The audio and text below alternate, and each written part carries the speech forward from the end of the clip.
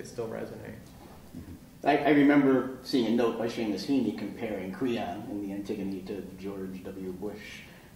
Does that make it harder as portraying Creon to sort of get out some of the more nuanced features of Creon's character that were part of the original play? You know, that's interesting. Because we had talked about that, and there are one or two lines in the script that also seem to make that sort of reference. In playing Creon, playing Creon was a really unusual experience for me, because usually there's my acting life and there's my political science life, and now the two have collided. And so, as a political scientist, I read Creon in a particular way, and then as an actor, I have to read Creon in a particular way, and figuring out how those things fit together can be sort of complicated. But anytime you have a role like that, sort of heavy, the first thing to look for really is the goodness. And because otherwise it's an unbelievable cartoon. In Creon's mind, he is doing absolutely what he has to do. And in some respects, by the end of the play, we're really seeing the tragedy of Creon, of a man who comes in to power at the end of a civil war in his city, and who feels deeply the need to bind that city together and to make it one nation again. And that means distinguishing friends from enemies. And who believes that he can do that. That's his arrogance, his hubris. And by the end of the play, he realizes that he's gone horribly wrong, and he has gone horribly wrong. But in order to sort of arc out that story, you really have to start with Creon as a man who is dedicated to his country and who loves his country more than he loves his family, which is a really interesting starting place. He's a very patriotic person. And one of the questions of the play is what happens to the very patriotic person confronted either with family responsibilities or with responsibilities to the divine, responsibilities that transcend country.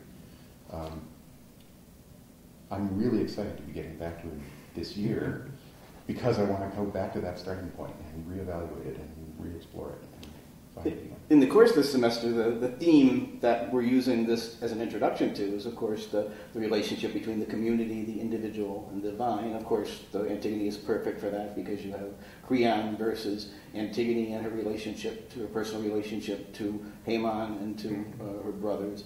And, of course, the divine injunction to bury the dead. But there are good reasons for Creon's role as well. I remember the wonderful Ode on Man, that many wonders, terrible wonders walk the world.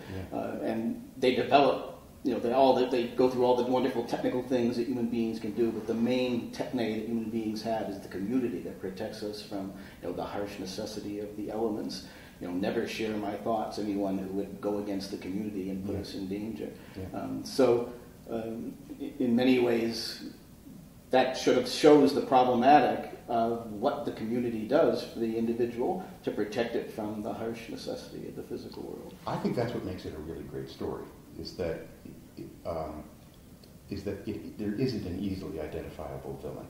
That our sympathies ought to be with Creon and ought to be with Antigone. And in some way, the greatness of Greek tragedy is that it helps us see that confrontation, that paradox, and see it in ourselves and understand for ourselves, well, yeah, I do have this in me, and I've got that in me too. I have divided loyalties, and what am I going to do about that?